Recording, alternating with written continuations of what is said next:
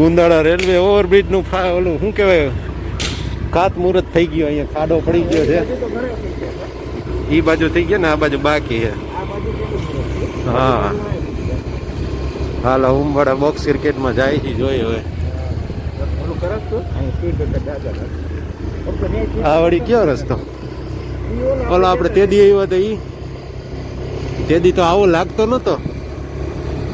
આ રવલો નવા નવા રસ્તેથી કાઢ્યા રાખે, ઘડીક વાન ઘડીક અહીંયા જોઈ. હવે આ બાજુનો એરિયા આપણો જાણી તો નહીં. એ ખરખા મકાન કેમ છે અહીંયા ભાઈ? બસ મારું રેસિડેન્સી બનાવેલી. હા બરાબર. હા હા હા હા, તો તને ખબર હોય એમ તો. ગોંડલમાં ભૂમિયો રહ્યો ને મારા કરતા વધારે રખડેલો. હા હવે તો તાલુકામાં જોબમાં લાગ્યા પછી તાલુકામાં ગામડા રે અમુક અમુક માસ્ટરી આવી ગઈ. હા હા ચાલો 1 કિલોમીટર ટાઈટ એમ તો છે પણ હવે નાઈ લીધું. ઓલા નવો રસ્તો કાઢ્યો, પુલ વયો જાય. આ બાજુ જ નહીં નીકળી જાય. પુલની ઉપરથી કાઢ્યું હે ભાઈ. અત્યારના પોરમાં ગોંડલમાં સવારમાં બ્લોગિંગ કરવા નીકળી ગયા છે. જોકે ક્રિકેટની પ્રેક્ટિસ કરવા જાય છે એટલે બ્લોગિંગ છે. આ તો સાઈડમાં છે બધી. આ બધા પુલ ઉપરથી શીખ લઈને ગુંદાળા ફાટક એ ઓવરબ્રિજ બને છે. એટલે હવે ત્યાં તો શું થાય તો ત્યાંની ખબર. બાકી અહીંયા તો પાણી ભરાય જ છે. આલા રિપોર્ટર હોય ને એની જેમ કાંઈ પાણી વરસાદના 2-5 છાંટા પડ્યા હોય તો 5 ડોલ નાખીને કેમ કે અહીંયા પાણી ભરાય. ત્યાં તો ભરેલું જ હોય. અહીંયા આવીને કોઈક રિપોર્ટિંગ કરે કે ભાઈ અહીંયા પાણી ભરાય છે, જરીક વરસાદ આવ્યો હતો. પણ અહીંયા તો 12 મહિના ભરેલું જ હોય. બર્થડે બોય પરાક્રમ કરીને છાનમુનો બેઠો છે. કાંઈ ન હોય એમાંથી કજિયા કરે. જુગારી એ જુગારી શું કરસ તું? હે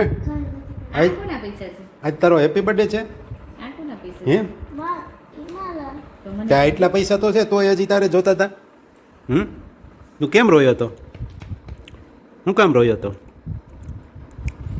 હું કામ એને લે રોયો હતો? શું કરવાને રોયો હતો? કેમ રોયો હતો? એ જુગારી હાલો હવે ઉઈ જવાનું છે ને? તો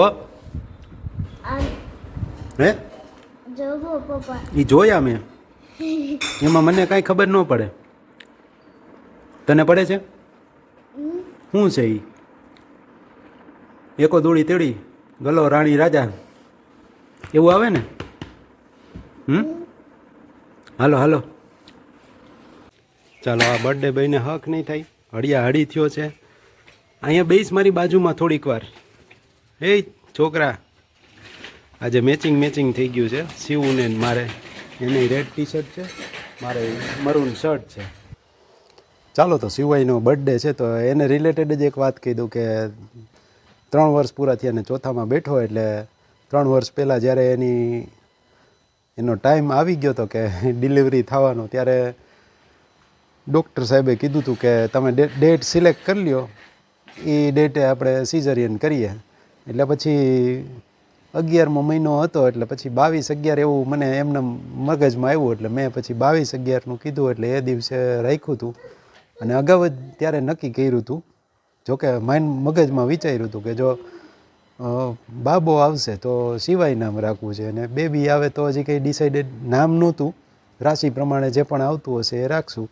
પણ થયું એવું કે એની રાશિ પણ સવાળી જ આવી. એટલે પછી નામય એ જ રાખ્યું. જાજુ કંઈ વિચાર્યું નહીં.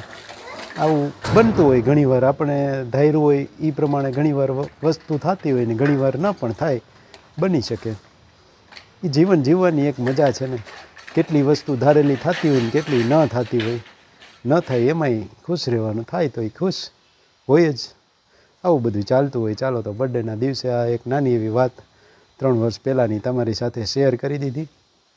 સાંજે એક જગ્યાએ લગ્નમાં જવાનું છે તો થોડું ઘણું કદાચ કન્ટેન્ટ ત્યાં રેકોર્ડ થશે તો કરીશ ને તમારી સાથે શેર કરીશ. નહીં તો આજનો વિડીયો આટલો જ રાખશું. તો વ્યસ્ત રહો, મસ્ત રહો અને સાથે તંદુરસ્ત રહો.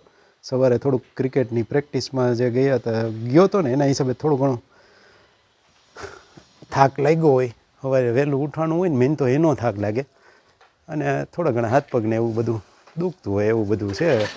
ઘણા ટાઈમથી પ્રેક્ટિસ ન કરીએ એટલે થોડોક પ્રોબ્લેમ થાય.